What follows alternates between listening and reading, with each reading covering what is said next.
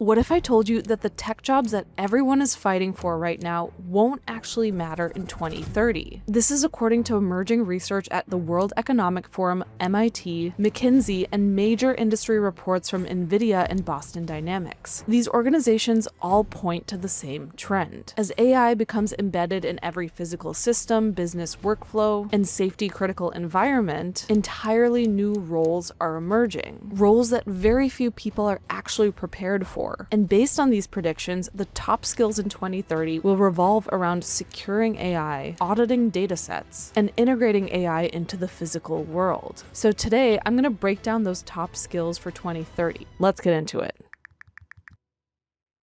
Alright, by 2030, AI won't just live in apps. It'll control physical machines. Everything from warehouse robots, delivery drones, autonomous vehicles, surgical robots, factory farms, farming equipment, and even consumer home robots that will rely on AI models to interpret the real world. And here's the problem. AI models are probabilistic and fragile, and robots have to be safe, durable, reliable, everything that AI isn't really right now. So the gap between the messy machine learning output and precise mechanical movement, it's where an entirely new field is exploding. Basically, AI and robotics engineering put together. These engineers won't just plug AI into a robot. They'll be responsible for taking perception models like computer vision, object tracking, speech recognition, and reinforcement learning, and embedding them into robotic systems without causing catastrophic failures. So to do this effectively, they need a deep knowledge in robotics,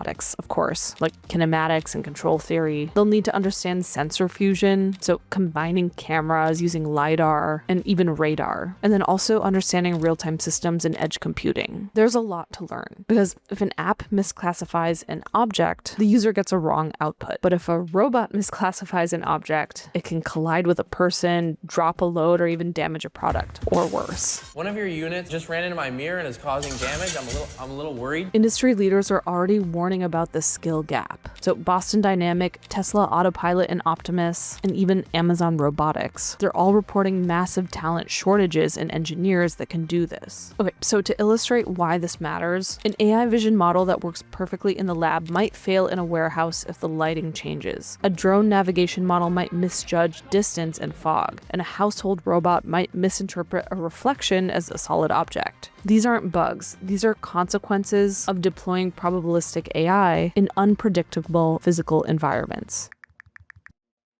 You may have seen the push for cybersecurity in recent years, but now the threats are going to look a lot different. That's because of AI. Not only do we have bad actors, but now we also have bad systems that can infiltrate your code, and cybercriminals that can deliberately alter input to trick AI models. This includes things like modifying malware to bypass detection, or using prompt injection to manipulate LLMs. This is a skill set that hasn't fully been understood yet. The goal is still the same, to prevent data breaches and protect systems, but the method to get there is going to look a lot different. For example, imagine a company's AI model that scans millions of emails per day to catch phishing attempts. Normally, it's great at catching suspicious links or strange wording, but a cybercriminal can subtly rewrite that email in a way that looks completely harmless to the AI, even though a human would actually know that something is off. Or they can hide malicious code by adding random symbols or invisible Unicode characters that confuse the model and let dangerous content slip through the filter. Even worse, attackers can target the AI itself. With something called prompt injection, hackers can feed the model a very carefully crafted input, like a message hidden inside a PDF or an image that forces the AI to reveal private information, change its internal rules, or execute commands it should never run. Traditional cybersecurity tools were never designed to fight something like this, because they protect systems built by humans, not systems that learn and rewrite themselves over time. That's why AI security engineers are becoming one of the most coveted roles in the next decade. The threats aren't just smarter, they're very adaptive, and you need to know how to react to those adaptations. Protecting against all of this requires an entirely new skill set. So according to industry research from Microsoft and the World Economic Forum, the next generation of AI security professionals will need expertise like adversarial machine learning, data provenance and data integrity checks, prompt injection and jailbreak defense, AI AI-driven malware analysis, and AI model monitoring to detect abnormal or manipulated behavior in real time. They'll also need traditional security foundations, like threat modeling, incident response, and secure coding. So in other words, by 2030, companies won't just need cybersecurity experts. They'll need people who understand how to secure the AI itself.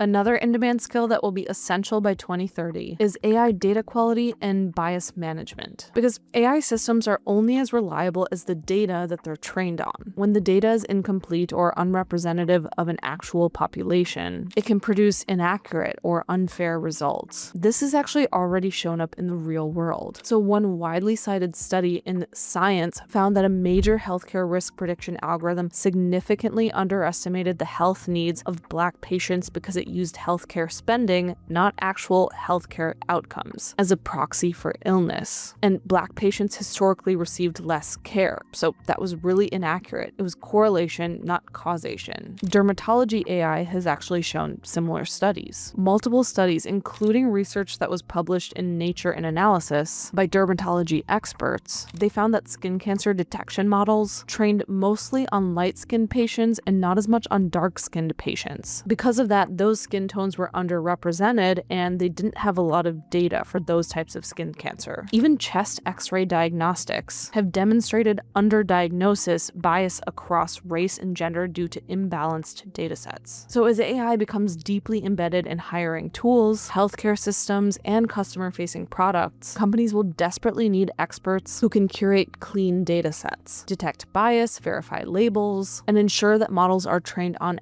accurate, reliable data. So what kind of roles are going to be available in 2030 for something like this? Well, you'll have data annotators, labeling specialists, and data auditors who won't just be doing entry-level tasks. They'll evolve into senior, highly specialized positions responsible for keeping AI trustworthy, fair, legal, and compliant. As governments introduce strict AI regulations, like the EU AI Act or proposed US AI safety standards, companies will need experts who can thoroughly sift through where that data is coming from and if it's actually reliable. The AI can't tell if their own data is biased or inaccurate. I mean, you see things like hallucinations happening all the time with ChatGPT and other AI tools.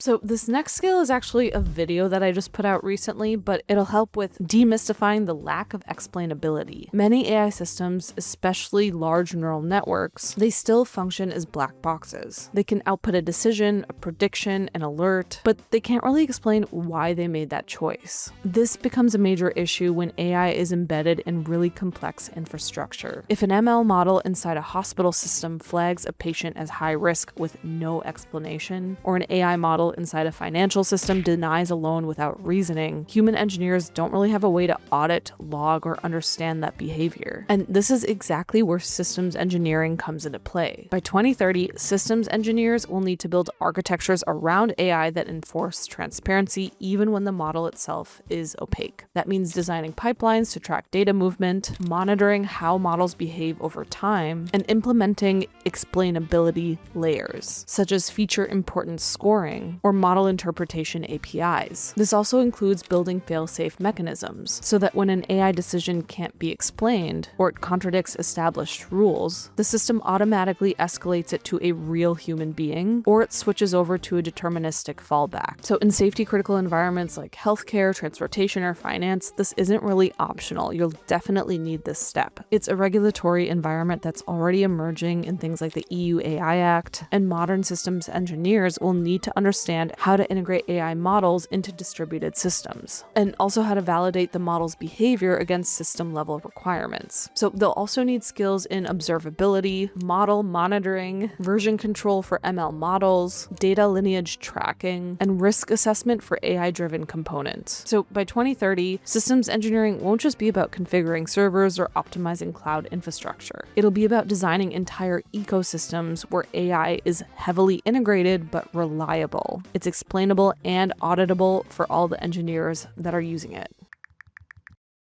The last major skill that you'll need by 2030 is AI workflow automation and MLOps engineering. And this last one is projected to be one of the highest paying jobs for 2030. So according to reports from McKinsey, MIT, and Gartner, the biggest bottleneck in AI isn't building models. It's everything that happens around the model. Companies are realizing that training one AI model isn't a challenge. It's training, deploying, monitoring, and scaling it. Very similar to systems engineering, but a little bit more deep. That's why future teams will need engineers who can build the pipelines, tooling, and automation systems that keep AI running reliably at scale. These engineers design everything behind the scenes. And again, they'll be working very closely with systems engineers to build these systems. They're creating things like automated data pipelines, continuous training workflows, and monitoring dashboards that detect when a model starts drifting or when it starts producing inaccurate outputs. So without this infrastructure, the AI systems will silently degrade over time without much maintenance, which means like a financial model will start to make worse and worse predictions, a medical model becomes less accurate over time, which can be really dangerous, or a customer service robot starts hallucinating answers everywhere and then suddenly people don't trust it. So this role blends DevOps engineering, software engineering, data engineering,